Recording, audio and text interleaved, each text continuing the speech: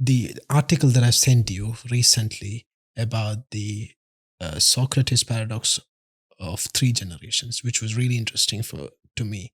Which I'll read you out what the article top points are. Socrates says that the first generation is the toughest. They they go to war. They worked hard, like our grandparents, etc. They had a tough life. They worked hard to be where they are. The second generation don't work as much as hard, but still was able to live a life how their parents left. And the third generation, which is us, don't work at all. We, according to Socrates, this is a cycle that happens every three generations. And this same paradox is the reason why civilizations and Suffer again and again. Um? Suffer again and again. yeah, some civilizations and like empires fall because they forget where they came from. They forget who built their roads. For example, Roman Empire or Egyptians. The third generation of Roman Empire didn't know who made their roads. They thought it was God or aliens. Even for us now, we don't know who built pyramids. We have little to no clue who built pyramid. We say Egyptians, but we are not fully sure because we forgot what our history was.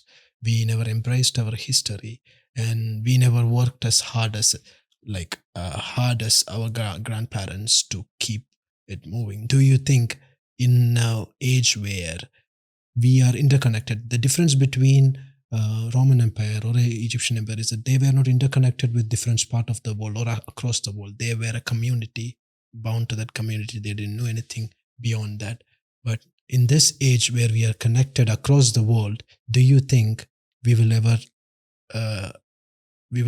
come to a point where the entire civilization refresh and restarts again, like how Socrates have predicted? Well, we just spoke about AI, and I wanted to begin with the Socrates paradox. Okay, I want to give an example for this. A CEO of a friend of mine who owns a real estate company, he had an interview with a guy who was born in 2002. And what he is expecting from him is to drive and a passion. Of course, real estate needs a lot of passion and a drive and a certain level of charisma in order to sell properties and a certain level of body language it needs is all of that. But the guy was absolutely dumb, he said. Though the guy looks too handsome, but my friend who was the CEO of the company said, he's just too dumb. And the question was, because the guy was born in 2002, and he have no idea about 90s and 80s and how the world of evolution, progressed and what it is for a property to be sold at this stage. He's just thinking as if he can sell a cake. He's just thinking that it's just like a food we can buy it in the good restaurant. But he's not thinking that there's no passion can be injected into him because he does not know the history. So what happens over time is, okay, now if I ask you a question in return, do you know in 1980s and that used to be like for you like a kind of a story or kind of like a past, but what good it is for you? Nothing. You really don't care about what's happened in the past. You want to talk about future. You want to talk about advancement. You want to take out money. You want to talk about dressing. You want to talk about girlfriend. You want to talk about hiking. You want to talk about all of those new era things. Anything of the past when people relate, that person is old school and is like a kind of a head which you do not want to listen to. So this exactly is what the generation Socrates has mentioned as a paradox. It's where what you have begun, the third generation, you talk about 80 years, okay, man lives by 80 or some 100. So you're talking about the three generation aspect of it. So do I really know about my 300 years old grandparents? Whether they were the owner of the gold mines or they were collecting garbage? Do I have any idea of that? No, I don't have, because is it anything of my business? But what the countries and civilization, the government need to also, it was there in the schools and in the past of history, there was a subject called history and geography. It was there for people to know the know-how. But today what has happened? People are not interested in all of that. But why they're not interested? Because it's none of their business and they don't want it because it's not adding any value. But what I love about some of the countries, like you talk about UAE, heritage is close to their heart. Yes. And you talk about the London, the heritage is so close to our heart. Even they're funding countries to protect the buildings from the other countries, London. Because heritage need to be invested and protected, not to be clapped hands for, not to be wowed about, but because the only thing that stands out is a monument that is appreciated tomorrow because it is built by our forefathers, so that's why some countries are investing a lot of money on protecting heritage, at least to show the younger generation. But what is more important today is more than the education what the schools are teaching. Heritage need to be a top priority for people to understand. Yeah. So do you think it is a fault of our education system that, like when I was in school, history was the most boring subject there. I didn't want to study about it. Do you think that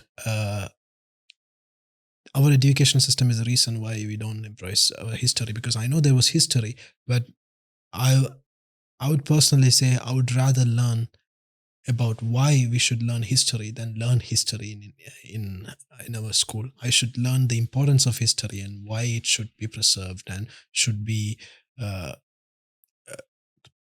learned and understood.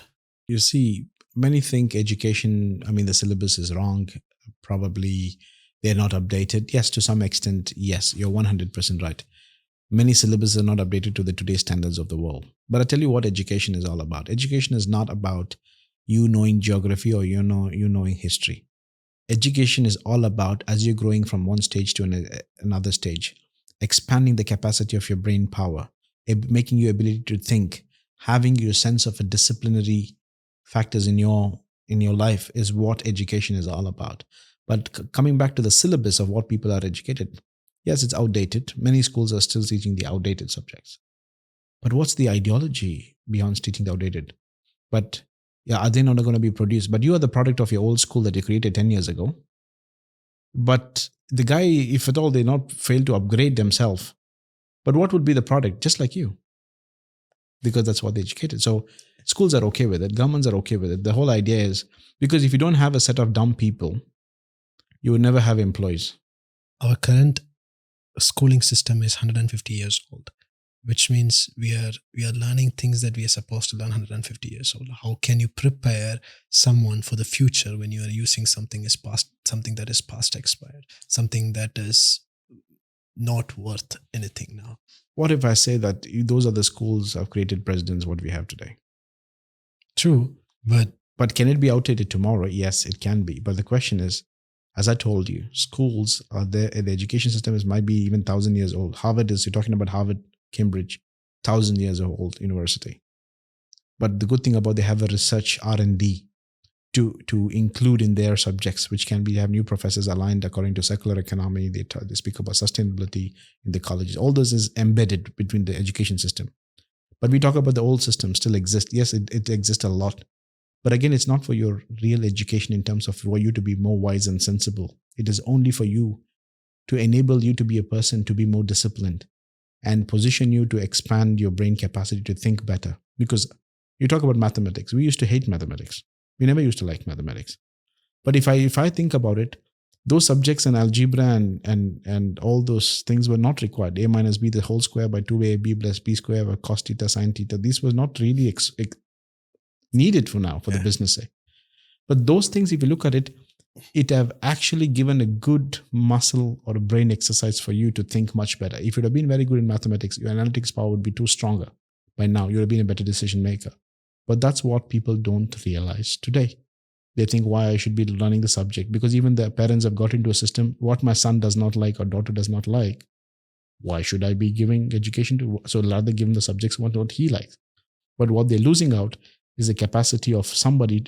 Schools are trying to push into getting the best out of a student are different ways to it.